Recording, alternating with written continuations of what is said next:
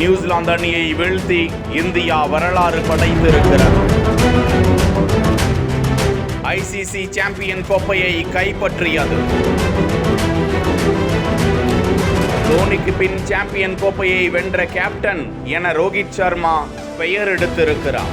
ICC மகுடம் யாருக்கு என்பதை நிர்ணயிக்கும் இந்தியா நியூசிலாந்து இடையிலான இறுதி ஆட்டத்தில் முதலில் பேட்டிங் செய்த நியூசிலாந்து 50 ஓவர்கள் முடிவில் 7 விக்கெட் இழப்பிற்கு 251 ரன்களை எடுத்தது. இதனையடுத்து இலக்கை நோக்கி களமிறங்கிய இந்திய அணியின் தொடக்க ஆட்டக்காரர்களான சுப்மன் கில், ரோஹித் சர்மா சிறப்பான ஆட்டத்தை கொடுத்தனர். முதல் விக்கெட்டிற்கு 104 ரன்கள் பார்ட்னர்ஷிப் அமைத்து இந்த ஜோடி அசத்தியது. கில் 31 ரன்களில் ஆட்டமிழக்க அடுத்து வந்த விராட் கோலி ஒரே ரன்னில் வந்த வேகத்திலேயே LPW விக்கெட் ஆகி பெவிலியன் திரும்பினார். பின்னர் களமிறங்கிய ஸ்ரேயாஸ் நிதான ஆட்டத்தை வெளிப்படுத்த மறுமுனையில் ரோஹித் சர்மா 76 ரன்களில் ஆட்டமிழந்தார்.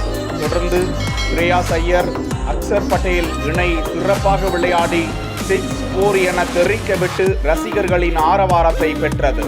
ஸ்ரேயாஸ் 48 ரன்களிலும் அக்சர் பட்டேல் 29 ரன்களிலும் ஆட்டமிழக்க இறுதி கட்டத்தில் KL ராகுல் பொறுப்புடன் விளையாடி 34 ரன்கள் அடித்து அணியை வெற்றி பெற செய்தார்.